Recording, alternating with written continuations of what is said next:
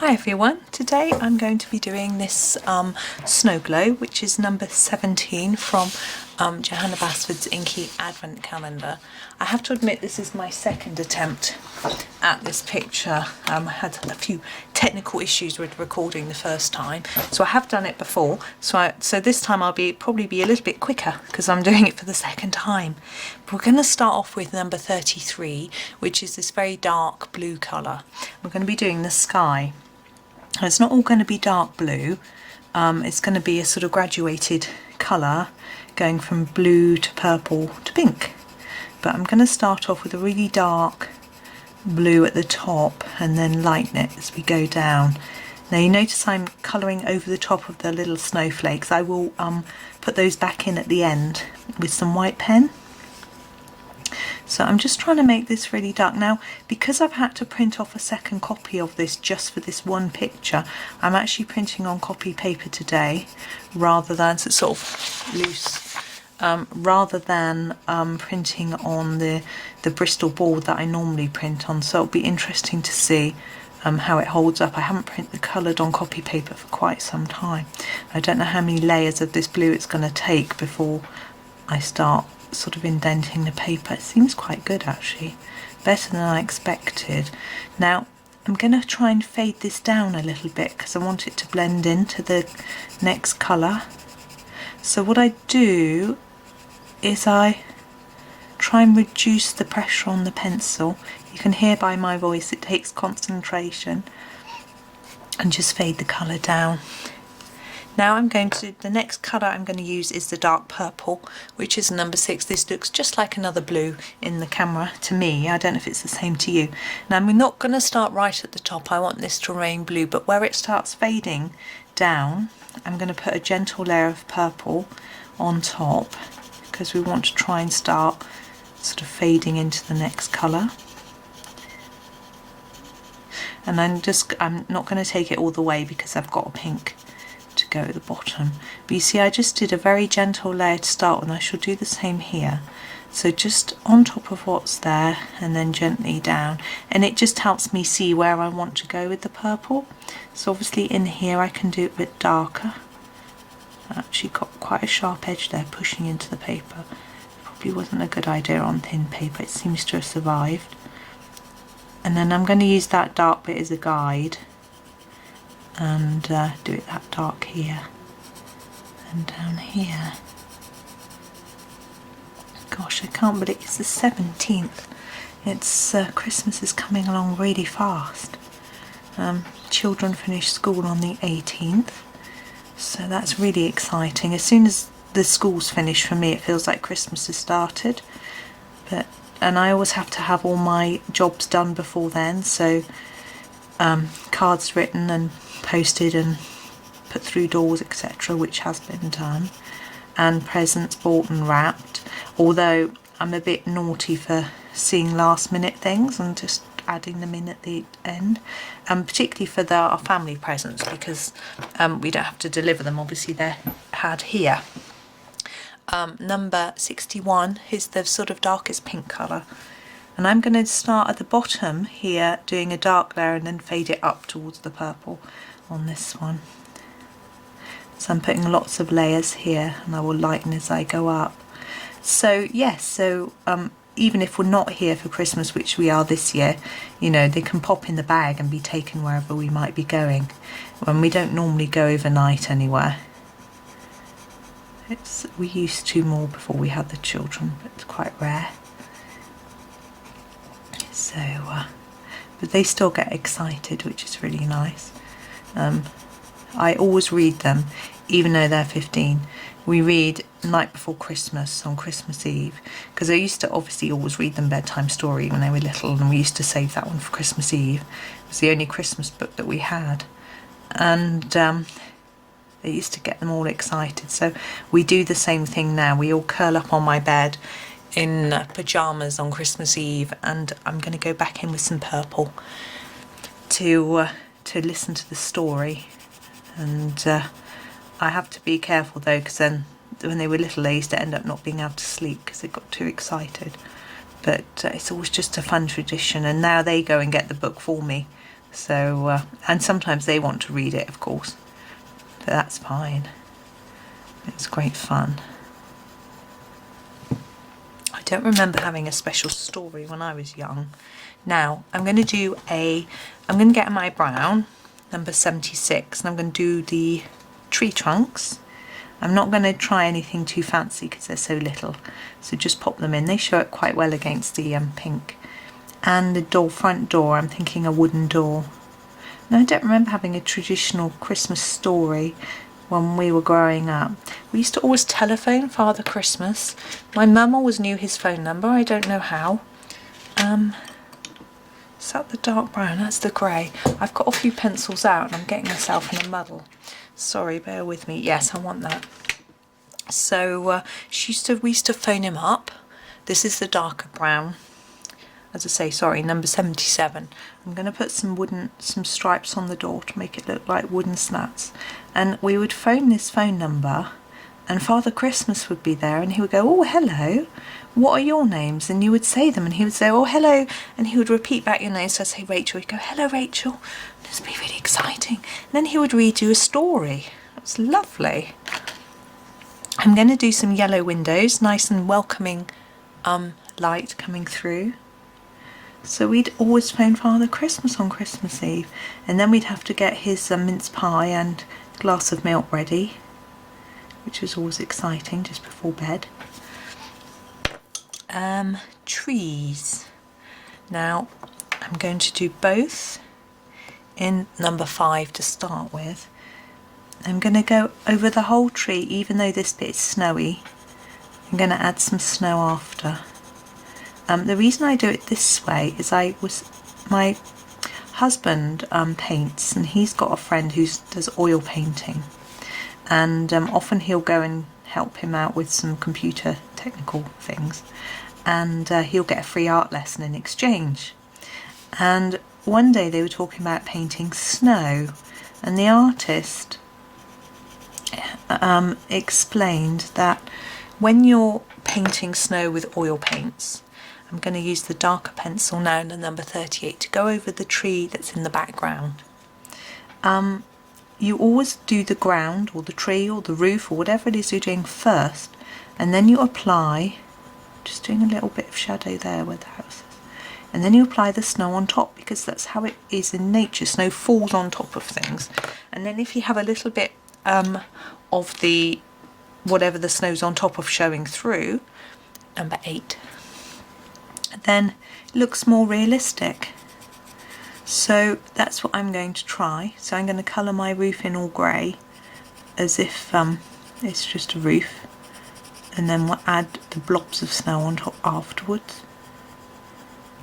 So that, excuse me, was an interesting idea. Now, of course, if you're just using pencil and you haven't got any white gel pens or paint pens or paint, which is what I'm going to use, then you may just have to leave it white. Okay, house. I'm going to use 2 colours. I'm going to start off with number 2, I think. Let me just check. Yes, that is the one, which is this is this sort of orangey red. And I'm going to do a light layer because I'm going to blend it in with another colour, because this is a little bit bright, but I think it will work well with the purple, orange and purple. I always think they work well together, but I'm going to tone it down a little bit with the brownish colour. So anyway, this hint about the snow, I thought, I sort of pushed it at the back of my mind. I thought, well, that doesn't work for pencil, so it's no good. But actually, number 49, it will work in this instance. But as I say, if you don't have white pens, you may just have to leave it white. But you can add shadows to snow. Right, see, I prefer that colour. I haven't done the chimney. I'm going to do it in the same colours to sort of tone it in. Because often a chimney is built with the bricks that the house is built with mine is anyway. So there we go. I'm not going to draw bricks on this house, so it's too small. Okay, so that's the main part done. Now we've got this snow. Now on the snow I want to reflect a little bit of this sky that we've done. So I've picked up the blue, the number 33. Now I don't want to do hard because it is snow. I'm just doing the most gentle layer of blue, and I'm just following these little dots that Johanna's drawn as a guide.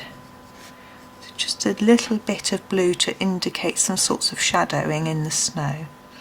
Now the base of this I coloured in metallic pen last time and I don't like it, so I'm going to do it in a different way. I'm going to use some of the colours I've used from here. So I'm going to use yellow for these bits, and I'm just going to push quite hard and do a block of yellow. Now I did it in gold pen before and I just felt it looked too heavy compared to the pencil. I think had this all been done in pen it would have worked, but I think because it was a Posca pen as well, it just somehow looked thick and heavy. It just didn't sit right for me. I can show you actually. There it is, and you can see the pen at the bottom. For me it just looks, I don't know, maybe it's me. But anyway, I'm going to do this in the green, so to number 5. Whoops, now I've knocked it all squiffy. There we go. Number 5. So we'll do this green, and it'll just look like it's the little, I don't know, wooden plastic. See, some snow globes, like snow globes I've got here now for the children, are spherical, and you can see right through them. Whereas this one isn't spherical, obviously it's more, I don't know what that shape is, a semicircle, I'm not sure really. And it's more like a snow globe I had as a child. It wasn't a Christmas theme one, it had like a fish in it. And what it had was a painted background to look like some sort of weeds and ponds type things. And I'm trying to decide what colour to do for there, and I'm going to do red, but this orangey red that I used for the house. So it had a painted background, and then it had, so that's what I've tried to do with this. I'm thinking this has got a sort of painted background, which is that sunset or sunrise or whatever it is. And this bit is the outside. So one thing we could try is to do a sort of line here of white to make it look like it's reflecting the light, to imitate the fact that this bit's glass but this bit isn't. But I'm not going to do that because we're going to draw in the snow and the snow with white. So if we then do another white line, I think it might not have the right effect. There we go. So I've just done that in some solid colour. It looks very bright, which is what I like. Okay, now the snowflakes I'm going to do in a glitter pen. I've got my silver, but I also need my white to do the sky. Now, as we work down through here, I'm going to start with the glitter pen here, then go in for the white and then the glitter underneath, because I don't want to smudge it. On a lot of my pictures I've noticed I've smudged, glitter pen really smudges. So I want to try and be careful and try not to smudge it. So I find it's very hard for me to allow you to see when I'm doing this. I think it's because I hold the pen really near the nib, and so, but I'm just filling in this in a silver pen. I find a little tip with glitter pen is to try and make sure that you're dragging the glitter evenly, because it can come out a bit clumpy. It might just be my pens are over 2 years old, I think, so that could be something to do with it. But just check. You can turn it towards the light so you can see the glitter. I can't see it mine at the minute, and that might help you just to check for little clumps of glitter, because you don't want to find there's a whole area with none, and it won't look so festive. And you can always apply another layer on top. So that's the glitter. So I'm going to now do the details here and do that bit at the end. So I'm going to start with the snowflakes. Now you could be tempted to add some more over the house and trees. I think that could be fun, but it might be a bit too much because we've got a snowy roof to do. So I'm just going to follow these ones, because when you shake up one of these little snow globes, it will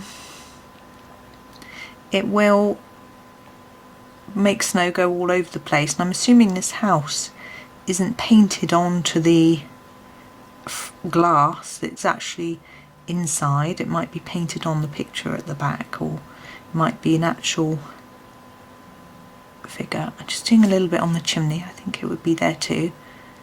The tree, and you can see the roof and the tree through a little bit. I don't know if it's going to quite work. I'm going to try and cover that black line up a bit, and I might put it through the whole tree because I think it might look a little odd. It's just a little bit at the top. I think had I done a solid bit of white, it would have looked absolutely fine, which was Johanna's intention, I think, when she drew it.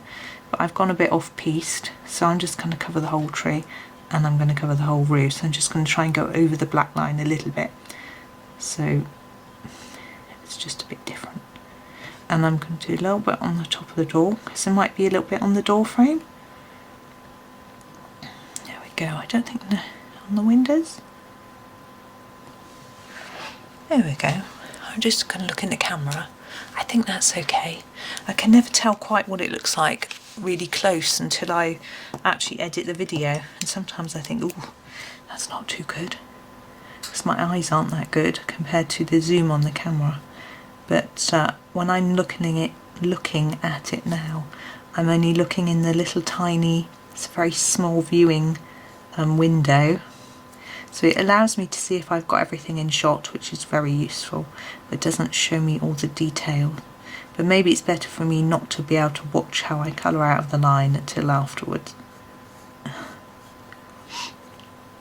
I try not to get too het up about it though. I've just never been very good at staying in the line. And I do wonder if it might be good to